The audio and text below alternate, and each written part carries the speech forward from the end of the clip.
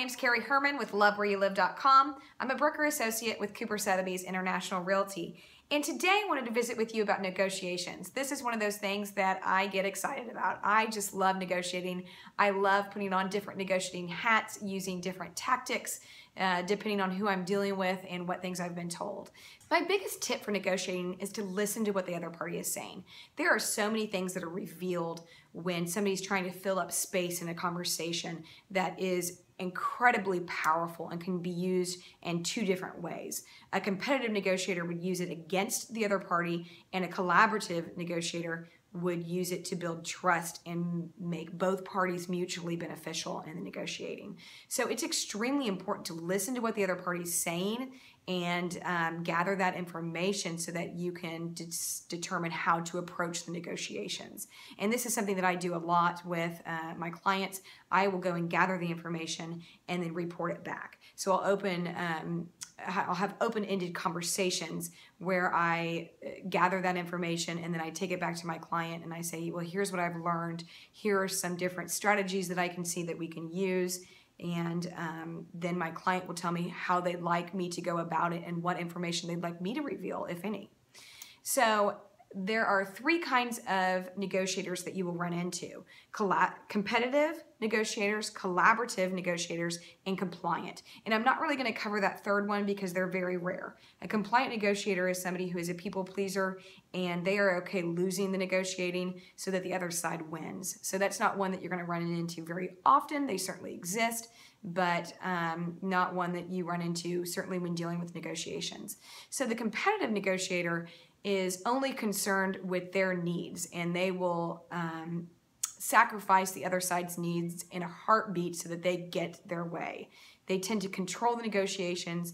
They use anger during negotiations, and their end goal is that they win and the other side loses.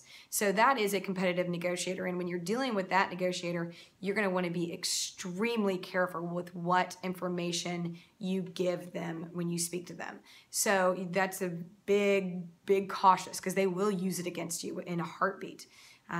Things that can influence a competitive negotiator are sound logic, using recent sales, for example, to justify where you're coming from. Also saying it's in your best interest if you accept the contract with these terms.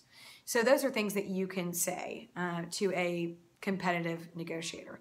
Now, a collaborative negotiator is somebody who is concerned for both parties and wants everybody happy in the end.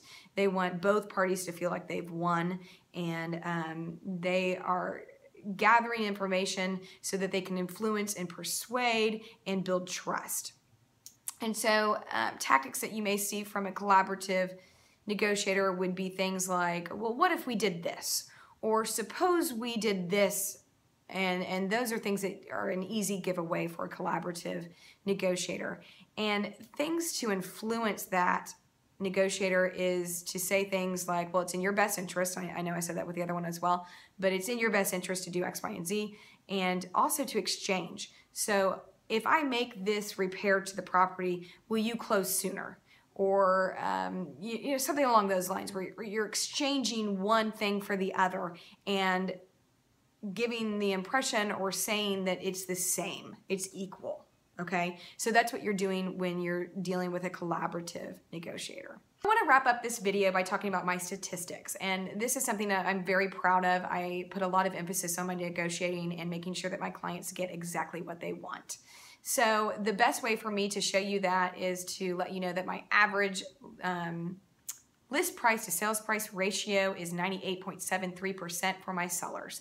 That means if you list with me and we are asking $500,000 at the closing table, you can on average expect to get $493,650. So that's pretty close to asking price, especially after negotiations on repairs and so forth.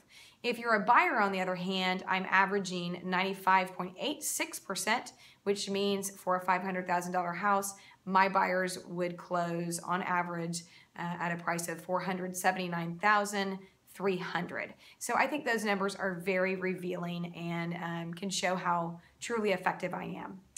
Let me know what you'd like to hear about next. I'd love to hear from all of you and let me know what your thoughts are on these videos. I am trying to keep them brief. I feel like I'm talking a mile a minute. And certainly pass my name on to friends and family. And if you are thinking about buying or selling yourself, either your primary home or an investment, please let me know how I can help. I'm anxious to. Thanks so much. Hope you're having a wonderful day, and I'll talk to you soon.